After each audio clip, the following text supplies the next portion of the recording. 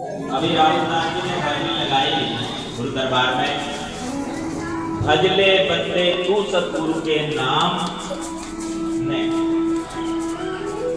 तेरा जन्म सुधर गया सजदे सजदे गुरु के काम है। नाम की जड़ी पिलाने का प्रयास कर रहे थे महात्मा श्री गुरु मोहनदास। धूप लग रही, वहाँ सही नहीं आ रही वीडियो। माड़ा घेर दो गुरु जी पापा को बुला ले। पीने वाली वस्तु ना धूप लग रही, धूप हट वहाँ से। राहुल जी भजने के लिए कह रहे हैं कि भजो नाम को, ये पिला रहे हैं। जाओ अब तो और पापा दोनों इकट्ठे चले जाओ। मौसमी का रस पिया होगा आपने? हाँ हाँ पापा। मौसमी, संतरा, किन्नू देखा होगा तो उसका पहले छिलका उतारते हैं और छिलका उतार कर, कोई बात नहीं भाई बैठ जाओ आराम से। और रणधीर जी सभी आ गया भाई बैठ जाओ। चंद किरण भी मूछ वालों से तो वैसे ही डर लगे इनसे, तो ये तो स्वागत सम्मान आते ही हो गया था महाराज। अब तो 2-4 मिनट बोल लूंगा, ज्यादा से ज्यादा, लंगर का समय हो रहा है। तो सारी संगत से विनती है, सभी अपने अपने स्थान पर बैठे रहेंगे और आराम से 2 मिनट का मुझे सहयोग करेंगे।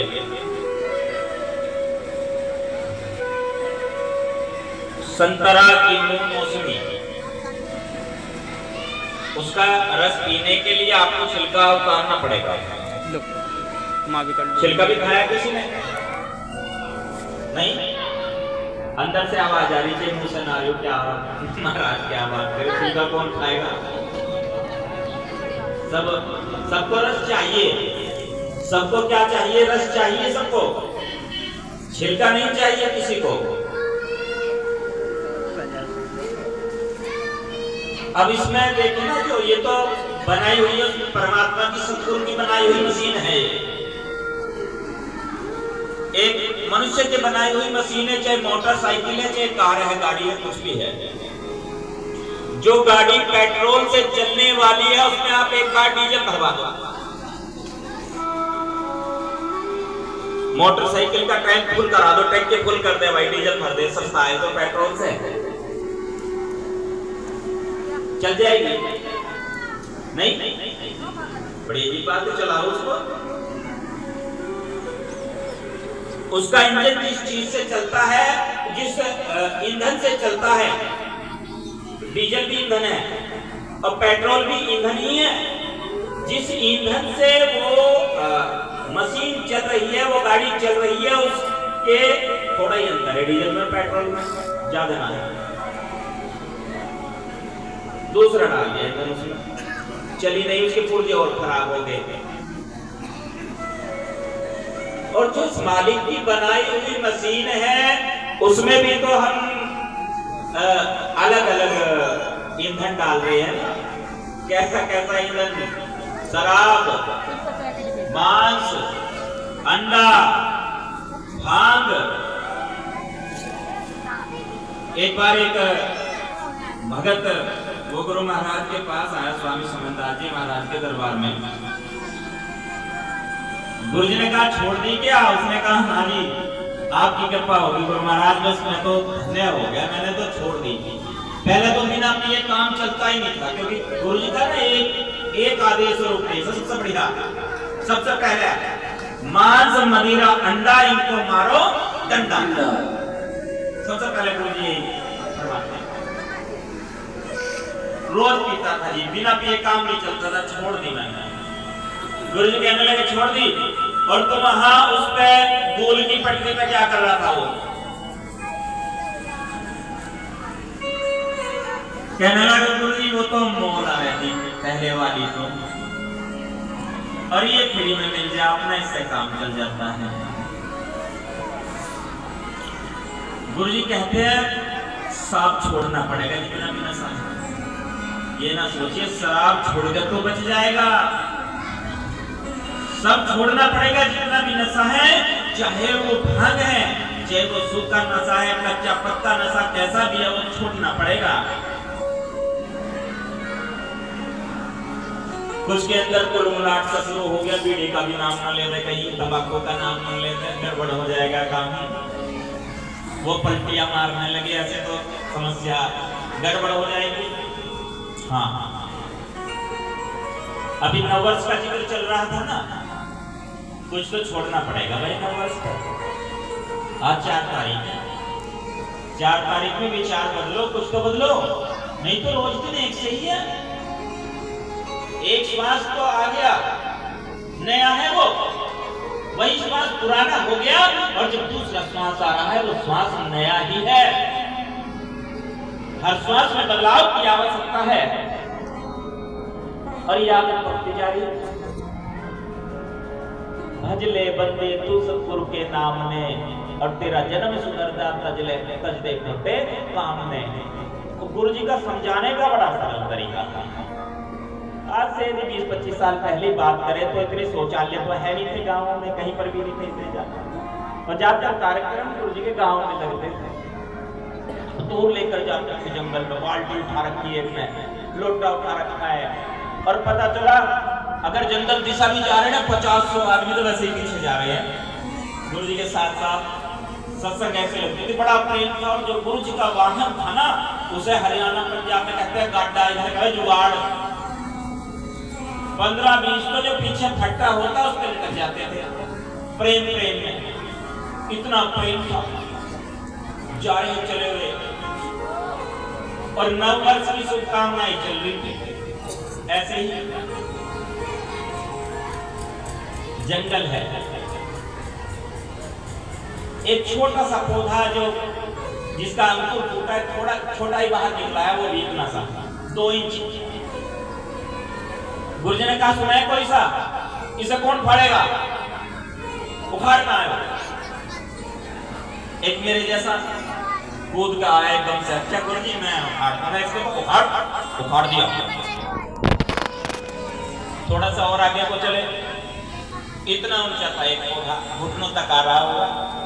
चलो भाई इसे कौन सा फाड़ेगा, वो फिर मेरे जैसा था, कूद का आया, गुरुजी मैं उखाड़ूंगा। अच्छा उखाड़ गए, जोर सा लगाना पड़ा, थोड़ा सा थोड़े जोर से लगे उसमें, उखाड़ दिया। अब वो 5 फुट हाइट का था। आगे चले, गुरुजी ने कहा इसे कौन उखाड़ेगा, तू ही उखाड़ चल, जिसने 2 उखाड़ दिए थे तू ही आ जा।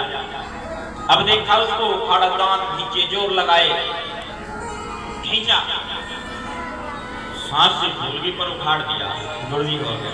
अच्छा चलो आगे को, आगे चले। एक बहुत पुराना पेड़,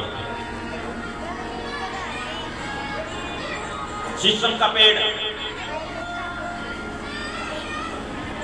ऐसे भी नाम है वो। कहने लगे इसे कौन उखाड़ेगा। अब देखो हाथ जोड़े, माथा टेका, गुरुजी ये तो नाम है, ये नहीं ऊपर। गुरुजी का समझाने का बड़ा सरल तरीका, इतना सरल तरीका। गुरुजी कहते सुनो, जो इंसान की आदतें हैं, जो गलत आदतें हैं, गंदी आदतें हैं, वो जब तक छोटी है तब तक उखाड़ी जा सकती है, तब तक उनको बदला जा सकता है। और जैसे जैसे उनका आकार बढ़ने लगता है, वो बड़ी होने लगती है, बड़ी होने लगती है, उनका उखाड़ना उतना ही कठिन होता जाता है, उनका बदलना इतना ही कठिन होता जाता है। भजले बंदे तू सतगुरु के नाम ने, तेरा जन्म सुधर जा सजदे छोटे काम में। जो बुरी आदतें तेरे साथ लगी हुई है उन्हें छोड़ना पड़ेगा, और वो अभी अगर काबू में आ गई ना तो ठीक हो जाएगा, नहीं तो एक दिन आवे बुढ़ापा बैरी, मुंधा पड़ रो गए। कुछ बाहर वाले भी आ रहे होते हैं, मेहमान बहुत हैं। मेहमान दीवानी 2 तरह के होते हैं, एक होता है चुल्लू, एक होता है कुल्लू। चुल्लू तो उसे कहते हैं, देखो सागर भी मुस्कुरा रहा, नई शादी हुई ना जिसकी, वो होता है चुल्लू। चूल्हे के पास बैठा के खिला देते हैं, दामाद जी ये खिलाओ, ये यही खा लो, तुम वहां कहाँ जाओगे, यही ये मक्खन वक्खन के ले ले, थोड़ा सा खा लिया मैं। वो चुल्लू हो, मेहमान उसे चुल्लू कहते हैं। और एक होता है उल्लू, जब पुराने हो जाए ना, भूखा टाइप हो जाते हैं, घेर में बैठते हैं, वहां पानी बना लेकर आया कोई, देख रहे हैं आंखें फाड़ कर चाय का क्या होगा, चाय पीने की आदत थी बाबा को, 5-7 चाय तो दिन में पी लेता। अब चला गया रिश्तेदारी सहजवा में, घेर में बैठा रखा, आंखें फाड़ रहा, उल्लू की तरह देखते हैं कोई आ रहा है चाय लेके या नहीं, 4 बजे वाली चाय आई ना रही चाय, क्यों, कौन पूछ रहा, फुक्का को कोई भी ना पूछा, मामा को तो पूछ लिया, भाई भात भरना पड़ेगा अपना, ठीक है कुछ आ जाएगा। अब भाव समझिए इसका, बात तो आपने सुन ली है, इसका भाव समझिए। एक दिन आवे बुढ़ापा बैरी मुंधा पड़ पड़ रोवे, जब ये समय निकल जाएगा ना हाथ से, जब समय हाथ से निकल जाएगा, चाहे जितना मर्जी प्रयास करना, कुछ हासिल होने वाला नहीं है, फिर तो पछतावा ही होगा, पछताना पड़ेगा कि मैंने समय पे ये काम नहीं किया। संचालक साहब कहते हैं भाई समय का बहुत अभाव है, थोड़ा थोड़ा टाइम ले लो, भैया समय ही है, समय का बहुत प्रभाव है, समय का बहुत भाव है, समय का बहुत प्रभाव है, इतना प्रभाव कि समय बहुमूल्य है। अब विचार तो चल रहा था, रोज सत्संग में गुरुजी तो किसी को कह देते तू महात्मा, तू बता क्या मतलब इसका, ऐसे कहते थे कुछ बता, तू सत्संग करे, बता इसका मतलब क्या है। गुरुजी पूछते थे, समझाने का उनका अपना अलग शैली थी। सबसे कीमती कौन सी चीज है बताओ, कोई कुछ बता रहा, कोई कुछ बता रहा है, अलग अलग बताते थे, और कई बार सरेंडर भी कर देते थे, गुरुजी बस आप ही बताओ, आप कृपा कर दो, बस आप ही समझाओ क्या है ऐसी वस्तु। जब गुरुजी कहते हैं देखो, जो सबसे कीमती है ना वो है श्वास, और इसी के साथ जो है ना कीमती वो है समय। आप श्वास और समय को जोड़ करके देखो एक साथ, अगर किसी के श्वास पूरे हो गए ना तो उसको कहते हैं इसका समय पूरा हो गया, भाई टाइम पूरा हो गया, इतना ही टाइम था इसका, इतना ही टाइम था, बस टाइम पूरा हो गया। श्वास और समय ये दोनों ऐसे हैं जो बहुमूल्य हैं। समय दे रहे हैं, यहाँ सांस भी तो खर्च हो रहे हैं समय के साथ साथ, समय ही खर्च नहीं हो रहा, जो श्वास है वो श्वास भी खर्च हो रहे हैं, जितने श्वास परमात्मा ने मालिक ने दे करके भेजे हैं उसमें से भी तो कम हो रहे हैं। अब नया श्वास आ रहा है, अब कोई कह रहे नया साल आ रहा है, तो इस नए साल पे एक संकल्प कर लो, हर दिन नया है, हर श्वास नया है, कि आज भाई मत्था टेक के वर्तना छोड़ देंगे, छोड़ देंगे, कुछ नया सीख करके जाएंगे, कुछ नया लेकर के जाएंगे। ऐसा नहीं है, एक जगह सत्संग चल रही है और नए नए जोड़े जो जूते थे, चप्पल थे, नए नए बढ़िया 5-7 ने, वो पहले अपने पुराने छोड़ दिए, कह रहे आज तो गुरुजी महाराज ये कहते भाई पुराने छोड़ करके जाना और नए लेकर के जाना, जो नए हैं वो नए जूते चप्पल अपना पहन के चल दिए वहां से। जो पुराने जो गलत विचार है, खोटे कर्म हैं, उनको छोड़ना होगा बंधुओं, और उनको छोड़ करके अच्छी बातों को, जो गुण वर्धक बातें हैं, सत्संग का जो विचार है उसे ग्रहण करके चलें, तो ये कार्यक्रम सार्थक हो जाएगा। सहजवे वाले तो बहुत प्रयास करते हैं, बहुत श्रद्धा भाव है इस गांव में, और पिछले काफ़ी वर्षों से मेरा यहाँ मुझे सेवा का मौका मिल रहा है। उम्मीद करता हूँ आप इसी प्रकार गुरु महाराज के चरणों से जुड़े रहेंगे, और आप सबकी वजह से और भी श्रद्धालु भक्तों को सत्संग का लाभ प्राप्त होता रहता है। बात को थोड़ा संक्षेप में करते हुए एक सूचना के साथ मैं रचना को विराम दूंगा। एक संदेश है आप सबके लिए। गुरु रविदास आश्रम गुरुपति ऊन में हर महीने की 27 तारीख को दिन में सुबह 11 बजे से दोपहर 2 बजे तक सत्संग फरमाई जाती है। हर महीने की 27 तारीख को आप सभी सादर आमंत्रित हैं। आप पहुंचे वहां और गुरु दरबार में सजदा करें, वहां सभी की मनोकामनाएं पूरी होती है। सतगुरु स्वामी समनदास जी महाराज के पूज्य गुरुदेव सतगुरु ज्ञान भिक्षुक जी महाराज का समाधि स्थल है। वहां पर एक भव्य मंदिर का निर्माण कार्य भी चल रहा है। समाधि पर जैसे सुपुरताल में गुरु महाराज की समाधि पर भव्य मंदिर का निर्माण कार्य चल रहा है, ऐसे स्वामी ज्ञान भिक्षुक जी महाराज के समाधि स्थल गुरुबद्दी में भी भव्य मंदिर का निर्माण कार्य चल रहा है।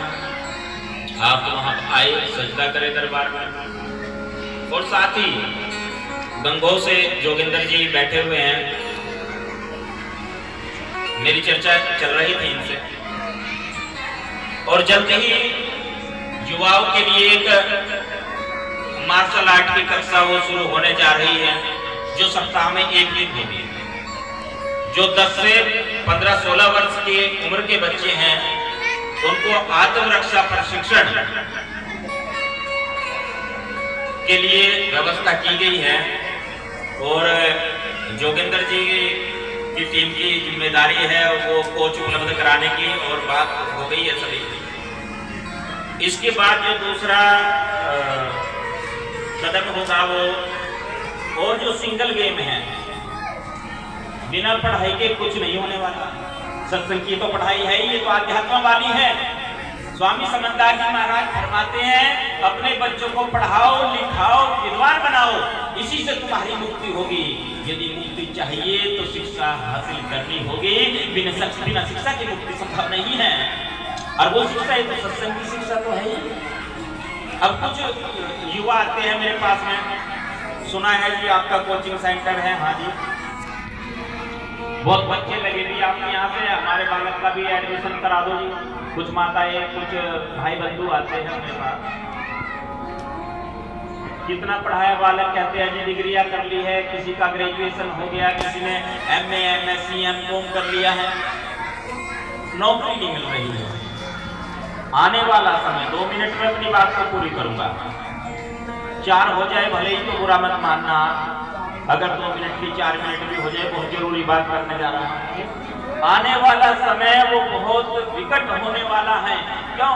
क्योंकि सरकारी नौकरियां तो खत्म समझो।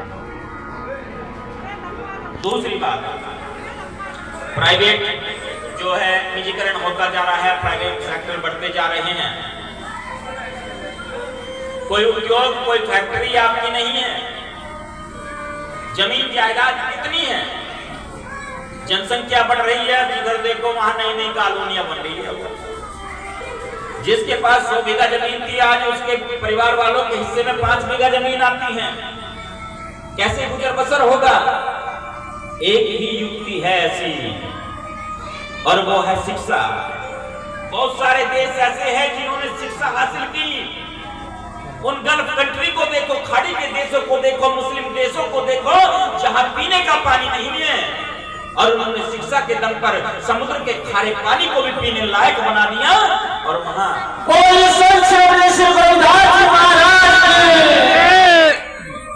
किस कारण से?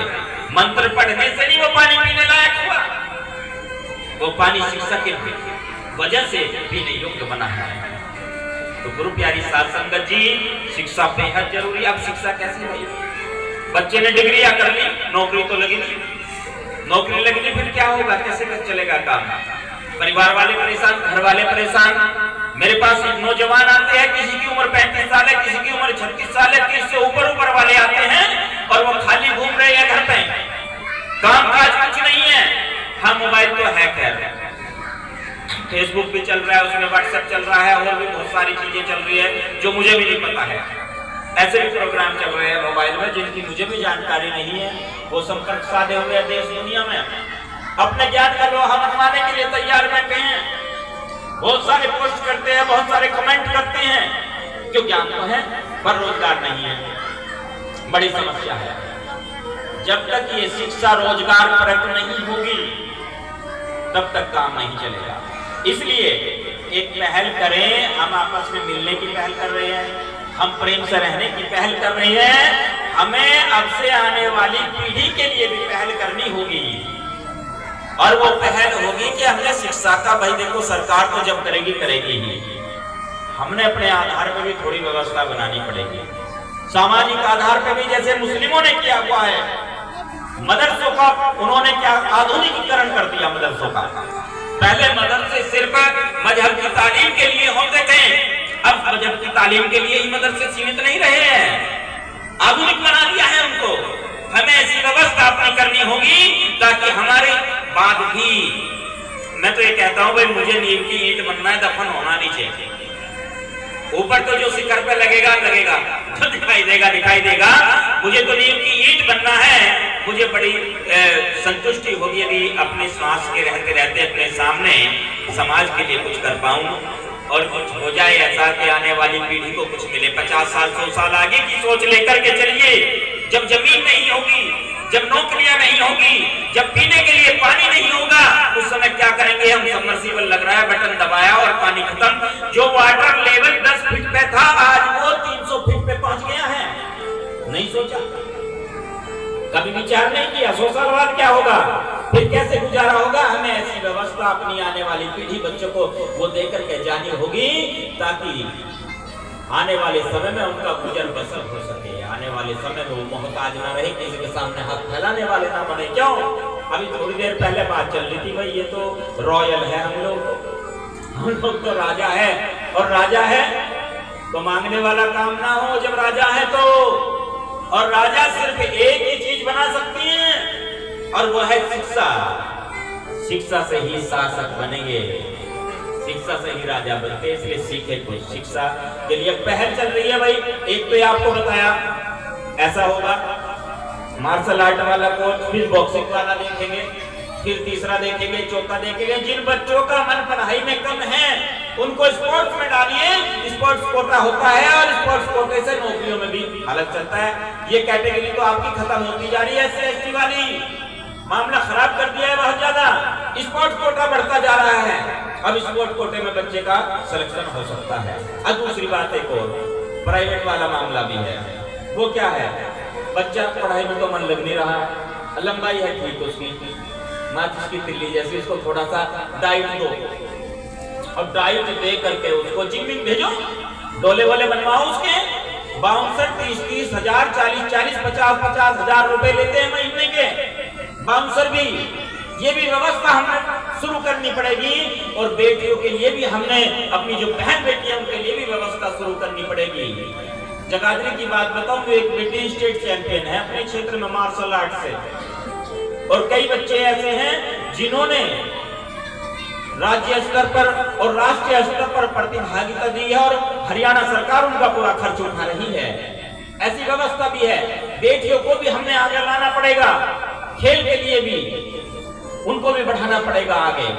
और ये आत्मरक्षा प्रशिक्षण, इस तरह के जो खेल वाली व्यवस्था है वो हम जल्दी लागू करने जा रहे हैं भाई। और ये तो जोगिंदर जी बैठे हैं, मार्शल आर्ट के लिए जो भी बच्चे अपना भाई 10 से और 15-16 साल की उम्र वाले हैं, वो जो इच्छुक हो, जो माता पिता के मुझे अपने बच्चे को इसमें वो कराना है, हफ्ते में एक दिन क्लास लगेगी, रविवार के दिन 1 घंटे की कक्षा होगी। आप यहाँ से ऊन जा सकते हैं और वापस भी आ सकते हैं। ऐसा समय निश्चित कर देंगे कि एक दिन में बच्चे के साथ आप भी जाओ, आप वहाँ पे दिन में कुछ देखो कि आपको कुछ सेवा पानी करनी है, क्या कर सकते हैं, आपकी उपस्थिति भी वहाँ पर है, क्या आपका बच्चा क्या कुछ सीख रहा है, क्या कुछ उसको सिखाया जा रहा है, और शाम को लेकर अपने बालक को वापस आ जाओ घर पे।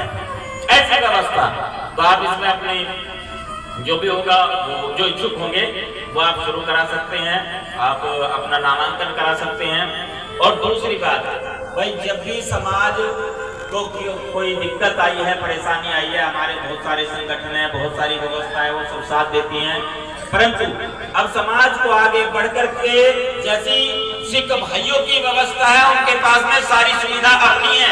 आप स्वर्ण मंदिर में जाकर के देखें, जब पुलिस भी परेशान हो जाती है उस समय वो आते हैं, फिर नीली वर्दी वाले कक्षाधारी, हाथ में उनके भाला है, और आकर के सारी व्यवस्था जरा सी देर में बन जाती है। वो सारा कुछ हमने देखना होगा, परिवर्तन की बात नहीं करनी होगी जैसे हमारे और महात्मा भी करते हैं ना, वही बात में उनकी बात को तवज्जो देते हुए, उनकी बात को महत्व देते हुए गुरु जी की एक बात, एक जो संकेत है, गुरु जी का एक आदेश है, उसके साथ अपनी रचना को विराम दूंगा। गुरु जी ने एक बात कही है, चाहे कुछ भी हो जाए अपना धर्म मत छोड़ना। धर्म से मतलब गुरु जी का है कि जो मेरी शिक्षाएं हैं वो मत छोड़ना। कोई तुम्हें लालच दे, कोई तुम्हें खरीदना चाहे पैसा दे तो भी मत छोड़ना। तुम्हें कोई डराने की कोशिश करे तो भी धर्म मत छोड़ना अपना। या जो मैंने तुम्हें सिखाया है वो मत आप छोड़ना, भूल मत जाना उसको। तुम्हारे ऊपर आपत्ति विपत्ति आए, कितनी कठिनाई आए, जीवन में परेशानी आए तो भी मत उस बात को छोड़ना, उस चीज को मत भूलना जो मैंने तुम्हें सिखाई है, जो शिक्षा मैंने दी है। जो धर्म है उसको मत छोड़ना। गुरु जी साफ कह रहे थे। और अपनी भाषा में तो गुरु जी ने कह दिया भाई करोड़ों में धार मार देना पर धर्म मत छोड़ना। यहाँ तक की बात गुरु जी ने कही है। इस बात को महत्व देना, इस बात को समझ करके चलना। आप सबकी सेवा के लिए ये हमारे महात्मा है, हमारे प्रचारक है। और साथ ही साथ चलते चलते एक बात आपको मैं बताना चाहूंगा। कई बार से मैंने ये बात दोहराई है, भाई मैं समाज का भी सेवक हूँ, नौकर हूँ, गुरुओं का संतों का भी नौकर हूँ और समाज का भी नौकर हूँ। जब आप आवाज देंगे आपके साथ में खड़ा हूँ, आपके पास खड़ा हूँ। और जिस तरह की भी आपको कोई जानकारी चाहिए, कोई सेवा की आवश्यकता हो, किसी तरह के मार्गदर्शन की आवश्यकता हो, खासकर युवाओं को, नौजवानों को, भाई मैं आपके पास में हूँ। आप दिल लेना, चाहे खड़गपुर आ जाना, चाहे आप लोन गद्दी पे आ जाना, आप संपर्क जरूर करना। इन्हीं शब्दों के साथ फिर से धन्यवाद करते हुए सूर्यवंश परिवार का, गुरु घर के सेवादार श्रीमान रणधीर दास जी, उनके परिवार को बहुत बहुत साधुवाद। और आप सभी की मनोकामनाएं पूरी हो रजा चाहता हूँ जी। जय सतगुरु रविदास जी महाराज, जय सतगुरु ज्ञान भिक्षु जी महाराज, जय सतगुरु शमनदास जी महाराज। सतनाम जी, सतनाम जी, सतनाम जी। बोलो जी संत श्री श्री रविदास जी महाराज की, सतनाम ज्ञान भिक्षु जी महाराज के, सतगुरु स्वामी शमनदास जी महाराज के, गुरु जी आचार्य गौर ब्रह्मचारी जी महाराज की, सभी संत समाज की।